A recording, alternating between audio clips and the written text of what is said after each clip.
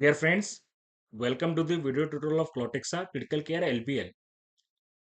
Friends, जैसा कि हम अवेयर हैं दैट आईसीयू पेशेंट्स में और क्रिटिकल इल पेशेंट्स में वीटी की रिस्क काफ़ी ज़्यादा पाई जाती है और इस एलपीएल के फर्स्ट पेज पर भी आप देख पाओगे that we have highlighted one evidence which suggest that the incidence of VT in the ICU patients very widely ranging from 5% to 31%.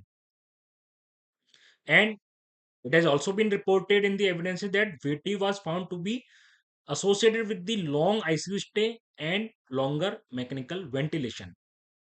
Definitely because DVT patients में कहीं ना कहीं हाई रिस्क होती है पीई डेवलप होने की and because of that patients को mechanical ventilation की काफ़ी ज़्यादा रिक्वायरमेंट हो सकती है एंड पेशेंट्स को ज़्यादा दिनों के लिए आईसीयू स्टे भी किया जा सकता है because these conditions are further complicating the patient condition. And friends, कुछ की रिस्क फैक्टर्स भी हैं जो कि वीटी की रिस्क को काफी बढ़ा देते हैं इन दी आईसीयू पेशेंट, जैसे कि इमोबिलाइजेशन, पेशेंट की मूवमेंट काफी कम हो जाती है जब वो आईसीयू के अंदर होता है, vascular injury and third one is the hypercoagulability. ICU patients में हाइपर कोगुलेबिलिटी की कंडीशंस बनती है जिसका मतलब होता है कि पेशेंट्स की बॉडी में ब्लड क्लॉट को फॉर्म करने की टेंडेंसी काफी ज्यादा होती है. सो दीज आर दी की रिस्क फैक्टर जो कि पेशेंट आईसीयू पेशेंट्स में वीटी की रिस्क को काफी बढ़ाते हैं. And friends, it has been observe in the latest evidence publish in the 2022 that compare with the UFH, LMWH के साथ डीवीटी के इंसिडेंस में काफी कमी देखी जाती है. And the study is also suggesting that LMWH should be considered as the primary anticoagulant agent for the thromboprophylaxis. Additionally, friends, multiple guidelines such as ISCCM 2022, American Society of Hematology 2018, European Society of Anesthesiology 2018, ये सभी guidelines भी LMWH की prophylaxis therapy को for the VT in critical patients में recommend करती हैं.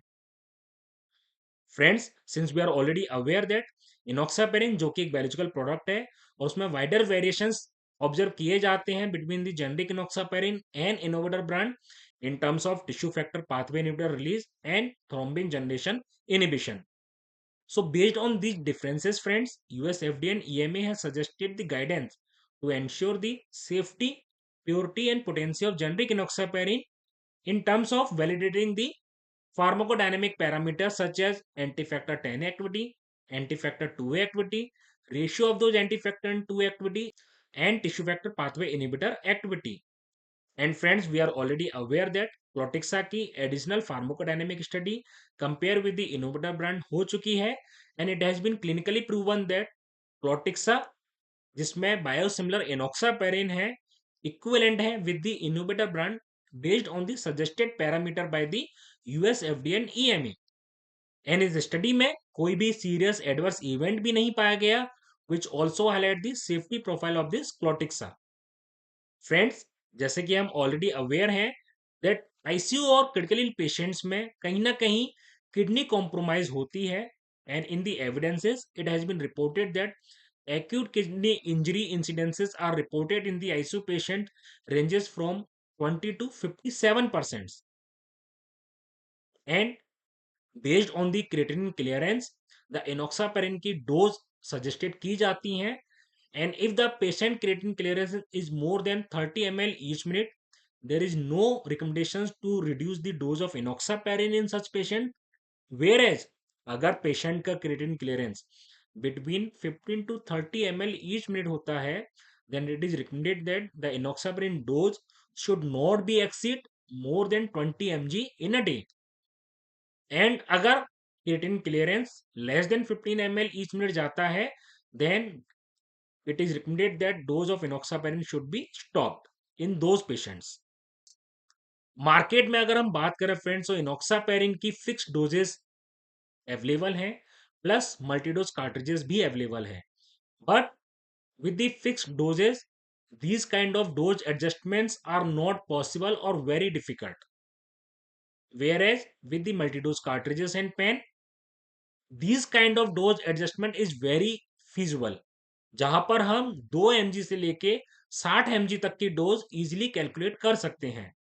And we are already aware that with this multi-dose cartridges, we are offering 4 mm 32 gauge needle from the BD company, which offers multiple key benefits to the patient, जैसे कि 62% less thumb force required to dispense medications, since we are already aware that we are providing ultra thin wall needle, जिससे कि इस needle का internal surface area काफी बढ़ जाता है, जिससे कि लेस थंब फोर्स में भी एडिक्वेट अमाउंट में इनॉक्सापेरिन की डोज को एडमिनिस्टर किया जा सकता है। 23% less penetration force required. Needles के अंदर वेवल्स होते हैं जो कि हेल्प करते हैं बॉडी के अंदर इंसर्शन में, एंड जो नीडल हम प्रोवाइड कर रहे हैं उसमें 5 वेवल्स हैं, वेयर एज स्टैंडर्ड नीडल्स में 3 वेवल्स आते हैं। Because of that 23% lesser penetration force की रिक्वायरमेंट होती है। विद दिस पेशेंट को काफी ज्यादा कंफर्ट रहता है एंड पेशेंट थेरेपी को कंप्लीट करता है। And put together all these benefit offers painless experience for the enoxaparin therapy to the patients. Friends, another concern जो कि हेल्थ केयर वर्कर्स के साथ ज्यादा एसोसिएट रहता है, क्योंकि उनकी डीलिंग इंजेक्शंस के साथ डे टू डे बेसिस पर ज्यादा होती है, and it has been reported in the incidents that health care workers are at increase risk of needlestick injury. And अगर हम इंडिया की बात करें, so the prevalence and frequency is observe between the range of 61 to 79.5%। And friends, Clotixa जो कि PFS with safety device के साथ भी अवेलेबल है, with the fix dose 40 and 60 mg, जो कि ऑफर करता है prevention in the needlestick injuries. So friends, that's it in this video tutorial of Clotixa critical care LBL. I hope ये video tutorial आपको हेल्प करेगा इस LBL के flow को अच्छे से समझने में और इन की आउटकम्स को डॉक्टरों के साथ बेटर वे में शेयर करने में। Thank you friends.